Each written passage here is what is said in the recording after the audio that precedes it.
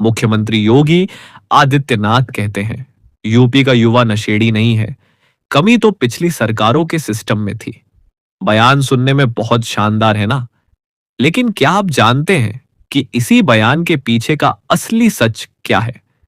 जिस यूपी में युवाओं को नशे से बचाने के दावे हो रहे हैं, उसी यूपी में 2017 के मुकाबले आज शराब की दुकानें घटने के बजाय हजारों की संख्या में बढ़ चुकी हैं। नमस्कार दोस्तों, आप देख रहे हैं टॉ डिकोड, जहां हम आपको दिखाते हैं खबर के पीछे की खबर।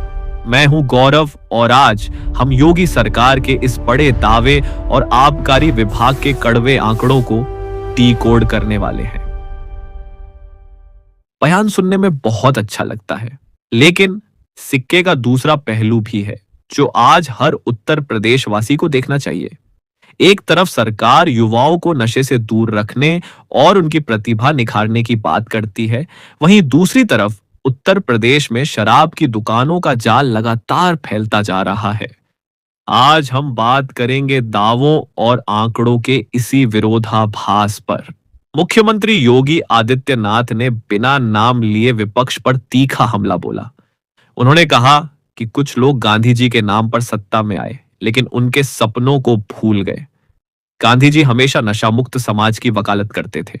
सीएम योगी का दावा है कि आज का युवा पूर्वांचल और पूरे यूपी की अर्थव्यवस्था को नई गति दे रहा है। लेकिन सवाल यह उठता है कि अगर सिस्टम युवाओं को नशा मुक्त और प्रतिभावान बनाना चाहता है, तो फिर साल 2017 के बाद से उत्तर प्रदेश में शराब की दुकानें बंद होने या कम होने की बजाय लगातार बढ़ क्यों रही हैं?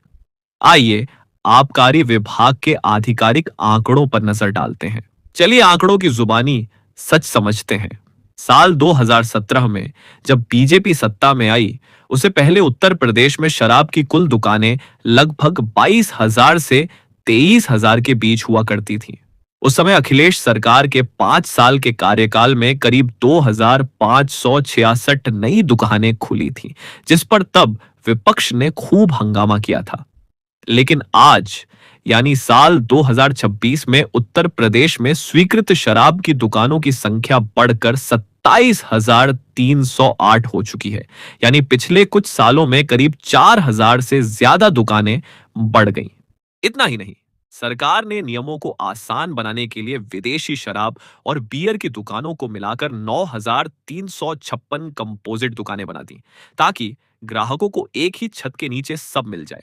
और सबसे हैरान करने वाली बात यह है कि अभी जून 2026 में ही सरकार के आबकारी विभाग ने राजस्व रेवेन्यू बढ़ाने के लिए यूपी के 43 जिलों में 489 नई शराब की दुकानें खोलने की हरी झंडी दे दी है। अब यहाँ एक बड़ा नीतिगत विरोधाभास सामने आता है। उत्तर प्रदेश सरकार का आबकारी राजस्व जो कभी 14,000 या 15,000 करोड़ हुआ करता था, आज वो सालाना 45,000 करोड़ रुपए को पार करने की रेस में है। सरकार के लिए शराब राजस्व का एक बहुत बड़ा जरिया बन चुकी है। मुख्यमंत्री जी कहते हैं कि कमी पहले के सिस्टम में थी, लेकिन आज का सिस्टम भी तो राजस्व बढ़ाने के लिए गांव-गांव, कस्बे-कस्बे में शराब की नई दुकानें स्वीकृत कर रहा है। जब घर से निकलते ही मोड़ पर शराब की नई कंपोजिट दुकान या मॉडल शॉप खुलेगी, तो क्या उससे युवाओं को नशे से दूर रखना आसान होगा? रोजगार और शिक्षा के मंच देने के साथ साथ क्या शराब के इस बढ़ते बाजार पर लगाम लगाना सरकार की जिम्मेदारी नहीं है?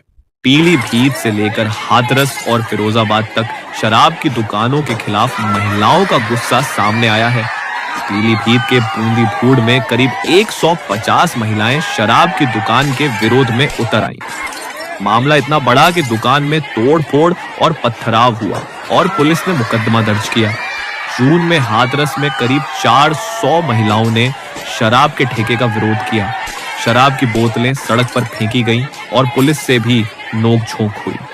मामले में 19 लोगों के खिलाफ मुकदमा दर्ज हुआ।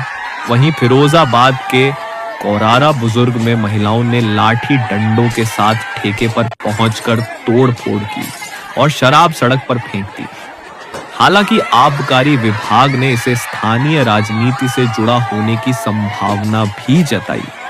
बेशक यूपी के युवाओं में प्रतिभा की कोई कमी नहीं है और वे हर क्षेत्र में राज्य का नाम रोशन कर रहे हैं, लेकिन सरकार के इस फैसले पर सवाल उठना लाजिमी है कि एक तरफ नशा मुक्त समाज और गांधी जी के सपनों की बात की जाती है और दूसरी तरफ राजस्व के लिए शराब की दुकानों की संख्या लगातार बढ़ाई जाती है। क्या यह नीति सही है? आप इस पूरे मुद्दे पर क्या सोचते हैं? क्या सरकार को शराब की दुकानों की संख्या कम करनी चाहिए या राजस्व के लिए यह जरूरी है? अपनी राय कमेंट बॉक्स में जरूर बताएं। वीडियो को लाइक करें और इस जरूरी विश्लेषण को अपने दोस्तों के साथ शेयर करना न भूलें। चैनल को सब्सक्राइब जरूर करें। धन्यवाद।